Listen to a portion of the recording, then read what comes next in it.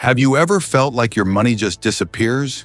You get your paycheck, pay some bills, buy a few things, and before you know it, you're in the red. If this happens to you, know that the problem might be right in the palm of your hand.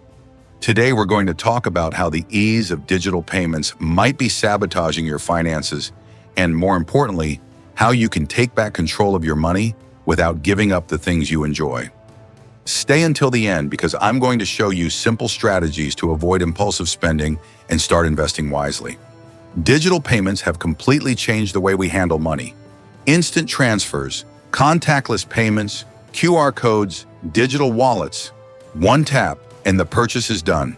It's fast, convenient, and effortless. But here's the real issue. When was the last time you actually felt the weight of money leaving your hands? In the past, when you paid with cash, you physically saw the bills disappearing, and you felt the impact of the purchase. But today, just one tap on your phone and your money vanishes, without you even realizing it. This convenience is reshaping our relationship with spending, making impulsive purchases more frequent and more dangerous. And this isn't by accident. Big companies invest millions to make spending money feel effortless and automatic. When you save your credit card in a food delivery app, for example, you don't even think twice before placing an order. The same happens with online shopping. One click and the product is already on its way. And what about automatic subscriptions? How many services are you paying for each month without even realizing it? Everything is designed to make you spend without noticing. And the worst part? Our brains love it.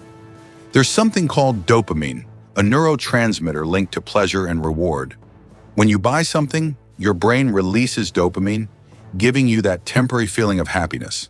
The problem is, with digital payments, this reward comes without any effort, which creates a vicious cycle. You buy because it's easy, feel immediate pleasure, but soon after comes the regret. And instead of stopping, you keep going because your brain has already adapted to this instant gratification loop. Now, if you still think this doesn't affect you, let me show you some numbers. Studies show that people who use credit cards or digital payments spend, on average, 12% to 18% more than those who use physical cash. Another surprising fact, food delivery apps have increased out-of-home food consumption by more than 30% since they started accepting contactless payments in digital wallets. It may seem small, but these little expenses add up and can completely wreck your financial plan. But don't worry, because now comes the most important part. How to break free from this cycle and start managing your money better. Let's get straight into the strategies. The first strategy is simple but powerful, the strategic delay.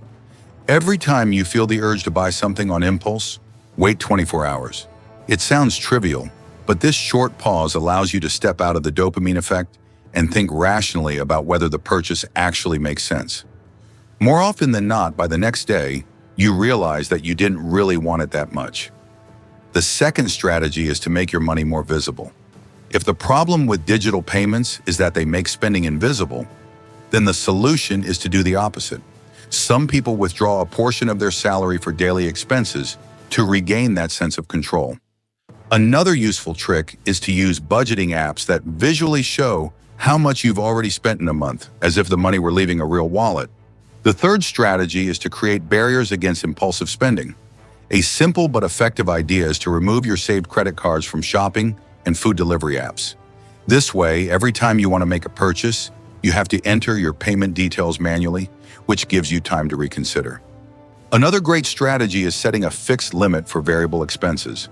For example, deciding that you can only spend a certain amount per week and tracking it closely. And finally, the best strategy of all, redirecting this money towards something that actually brings returns. If you don't feel the impact of spending $10 on a snack, why not transfer that same amount into an automatic investment? Many banks allow scheduled recurring investments, which means you can make sure that money goes into an investment before you even think about spending it.